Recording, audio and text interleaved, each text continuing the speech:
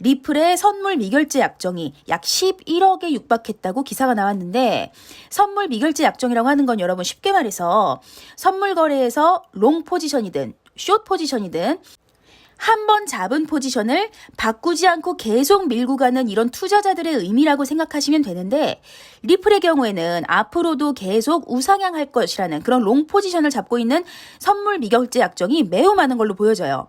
자, 이건 보통 앞으로도 가격이 대상승할 거란 반증이기도 하지만, 롱 포지션에 뒤늦게 뛰어든 그런 투자자들은 세력들의 기습 급락, 이 장난에 쉽게 노출될 수 있다는 단점도 있기 때문에 선물 거래하시는 분들 혹시 모를 일시하락에 주의하면서 투자하시면 좋을 것 같아요. 블록체인 데이터 분석 업체 코인 매트릭스에서 국가 간 송금 용도 기능으로 현재 어느 암호화폐가 가장 잘 활용되는지 분석을 했는데요. 분석에 따르면 올해 온체인 데이터상 송금 용도로 사용된 트랜잭션은 테더, USDT가 가장 많았고 그 다음이 USDC, 비트코인, 이더리움, 리플 XRP 순으로 나오면서 리플 XRP가 송금 기능 활용에 생각보다 제한적이라는 기사도 있었어요. 이 분석을 보고 미디어들은 송금 결제 기능으로 특화되어 있다고 하면서 리플 XRP가 왜 이더리움보다 순위가 낮냐, 송금 결제를 위한 유틸리티 토큰으로서 기능을 잘하고 있는 것이 맞냐, 이런 이야기들 조금 하고 계시는데, 다 맞는 말씀이지만 제 생각 조금 다릅니다. 송금 결제로서 기능을 잘 하기 위해서 고려되는 것들이 여러 가지가 있겠지만 제가 봤을 때 중요하다고 생각하는 건 딱 두 가지가 있어요. 첫 번째, 송금 결제 기능을 잘하고 있는지 확인하기 위해서는 그 프로젝트가 시장을 얼마나 장악하고 있는지 또는 장악할 수 있는지가 중요할 것 같고, 둘째, 활용되는 코인이 화폐로서 얼마나 안정적인 가치가 있는지를 한번 생각해 봐야 돼요.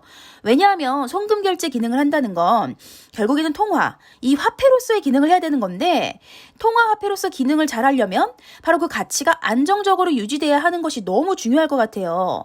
가격이 이게 너무 지나치게 들쭉날쭉하거나 또는 그 화폐 자체가 어떤 큰 리스크를 가지고 있다면 사실상 활용성이 떨어질 수밖에 없다고 생각이 돼요. 따라서 테더나 그리고 USDC, 이 스테이블 코인이 송금 결제 용도로 압도적으로 많은 비율을 차지하고 있는 거 사실은 당연한 결과라고 생각이 됩니다. 폭스 비즈니스 기자 엘리노어 테렛에 따르면 SEC와 리플의 미등록 증권 판매 소송 담당 이 샤라 넷번 판사가 리플과 SEC 상호 합의를 위한 회의 일정을 잡도록 명령했다는 소식인데요. 이는 사전 심리 절차로서 토레스 판사 판결에 대해서 증거 게시 및 아주 간단한 이유 제기 절차라고 보시면 됩니다. 이 절차 때 합의가 이루어질 가능성이 가장 높다고 이야기하고 있습니다. 샤라 넷법 판사에 의하면 법원과의 일정 조율에 의해서 SEC와 리플이 상호 협의된 이 편안한 날짜 3개를 원하는 날짜들보다 최소 6주에서 8주 전에 법원에 알릴 것에 권고했다고 밝히고 있는데, 그렇다면 리플과 SEC가 지금 당장 일정을 잡기 위한 소통을 시작을 해도 일정을 잡을 수 있는 가장 빠른 날은 지금부터 6주에서 8주 이후이기 때문에, 그렇기 때문에 앞으로 최소한 약 2달간은 리플과 SEC 사이의 공식적인 별도 미팅은 없을 걸로 보여집니다. 엘리노어 테렛은 리플과 SEC가 넷번 판사가 명령한 이 해당 절차를 거부할 수 있는지, 혹은 합의에 이르지 못하게 할 수도 있는지, 아니면 둘 다 잠재적으로 합의에 도달할 수 있는지에 대해서 변호사들은 어떻게 생각하냐고 질문을 남겼습니다. 자, 이에 대해서 한 전문가는요, 우선 리플과 SEC 일정을 잡기는 할 건데 합의는 양측이 모두 수용할 수 있는 그런 타협에 도달했을 때만 이루어질 거기 때문에 이게 쉽지는 않을 것 같다는 그런 뉘앙스를 보여줬어요. 합의 말고도 리플이랑 SEC 소송에 대한 항소, 많은 사람들이 관심을 가지고 있는 부분이죠. 왜냐하면 항소가 시작이 되면 사실상 소송이 완전히 끝나는 게 아니고 최소한 3년 이상은 이 소송을 끌고 가야 하기 때문인데요.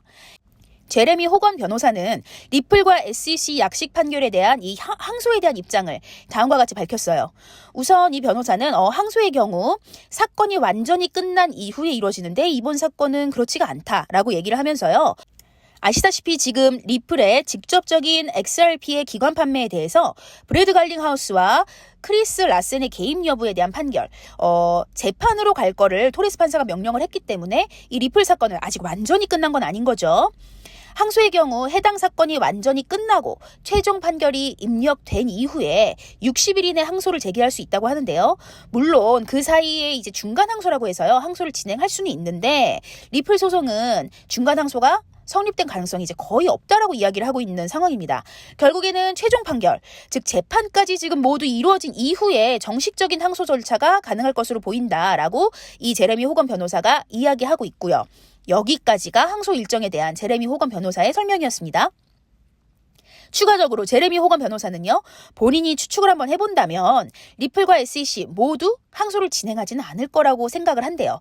왜냐하면 우선 제레미 호건 변호사에 의하면 현재 대부분의 변호사들이 SEC가 항소할 걸로 생각한다고 하지만 본인은 그렇지 않다고 보는 이유가 있다고 해요. 첫 번째, 토레스 판사가 이미 전체 기록을 다 면밀히 검토한 결과이기 때문에 항소해서 이기기는 어렵다고 본다. 또 두 번째, SEC가 항소함으로써 얻는 것보다 잃는 것이 더 많기 때문이다라고 합니다. 만약 SEC가 항소를 해서 승소를 하게 되면 최종 판결을 초래할 수 있지만 반대로 패소하게 되면요, 이제 모든 법원은 이 결정을 따라야만 하기 때문에 이거 리스크가 있다, 이렇게 얘기합니다. 제레미 호건 변호사는 이 상황을 구더기 언덕을 산으로 바꿀 수 있다라고 표현을 했는데요. 아주 적합한 표현이지 않을까 생각이 들어요. 리플의 경우는 일단 벌금을 낼 수가 있고요. 또 판결의 ODL 부분이 이 사업을 망치지 않는다면 항소할 이유가 없을 거라고 했고요. 또 게다가 이 소송은 리플이 이긴 소송이고 항소는 패자가 호소하는 것이기 때문에 리플이 굳이 항소할 필요가 없다고 이야기를 하는 겁니다. 나스닥이 사업 환경과 규제 환경 변화로 인해서 미국에서 암호화폐 커스터디 사업 개시를 중단한다고 발표를 했습니다. 원래 6월 정도부터 암호화폐 커스터디 서비스를 시작하겠다고 공공연하게 발표한 이후에 이 얼마 지나지 않아서 포기하겠다는 그런 뉴스라서 많이 당황스러운데요. 중단에 대한 이유에 대해서는 일단은 변화하는 비즈니스랑 규제 환경이라고 말을 했습니다. 그래서 복잡한 환경을 헤쳐나갈 수 있는 그런 입지를 확보하기 위해서 이같이 결정했다고 설명을 했어요. 결국에는 변화하는 비즈니스 환경에서 나스닥이 커스터디 업무를 진행할 준비가 안 되어 있다는 것이고, 이 어느 정도 규제가 확립이 되고 정리가 되면 다시 돌아오겠다는 걸로 해석이 됩니다. 나스닥 입장에서는 지금 들어오는 것이 좀 득보다 실이 많다고 생각하는 것 같아요. 자, 여러분 더 궁금하신 사항이 있으신 분들은요, 상단에 보이는 번호로 연락주세요. 오늘도 시청해주신 여러분 정말 감사드립니다. 구독, 좋아요, 알림 설정 한 번씩 꼭 해주시면 더 감사드리겠습니다, 여러분.